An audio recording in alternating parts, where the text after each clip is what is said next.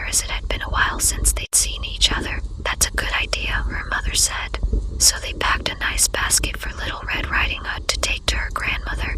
When the basket was ready, the little girl put on her red cloak and kissed her mother goodbye. "Remember, go straight to Grandma's house," her mother cautioned. "Don't dawdle along the way and please don't talk to strangers. The woods are dangerous." "Don't worry, Mommy," said Little Red Riding Hood. "I'll be careful." But when Little Red Riding Hood noticed some lovely flowers in the woods, she forgot her promise to her mother. She picked a few, watched the butterflies flit about for a while, listened to the frogs croaking, and then picked a few more. Little Red Riding Hood was enjoying the warm summer day so much that she didn't notice a dark shadow approaching out of the forest behind her. Suddenly, the wolf appeared beside her. "What are you doing out here, little girl?" the wolf asked in a voice as friendly as he could muster. "I'm on my way to see my grandma who lives through the forest near the brook," Little Red Riding Hood replied.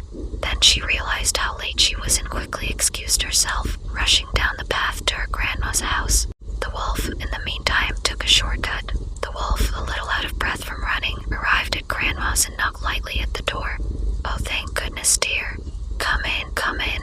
I was worried sick that something had happened to you in the forest," said Grandma, thinking that the knock was her granddaughter.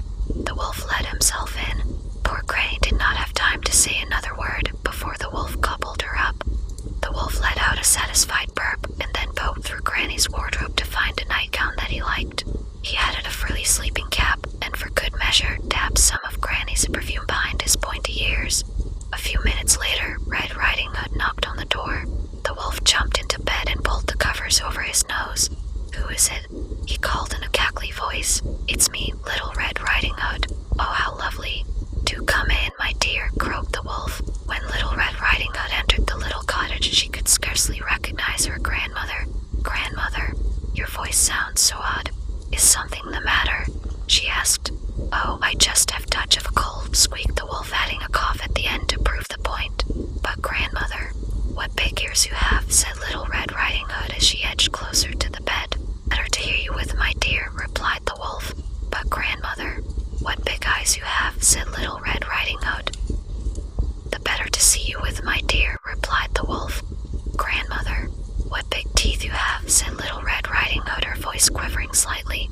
"The better to eat you with, my dear," roared the wolf, and he leapt out of the bed and began to chase the little girl.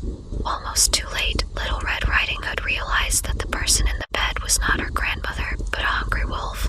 She ran across the room and through the door, shouting, "Help, wolf," as loudly as she could. A woodsman who was chopping logs nearby heard her cry and ran towards the cottage as fast as he could. He grabbed the wolf and made him spit out the poor grandmother, who was a bit frazzled by the whole experience, but still in one piece. "Oh, Grandma, I was so scared," sobbed Little Red Riding Hood. "I'll never speak to strangers or dawdle in the forest again." There, child. You've learned an important lesson. Thank goodness you shouted loud enough for this kind woodsman to hear you.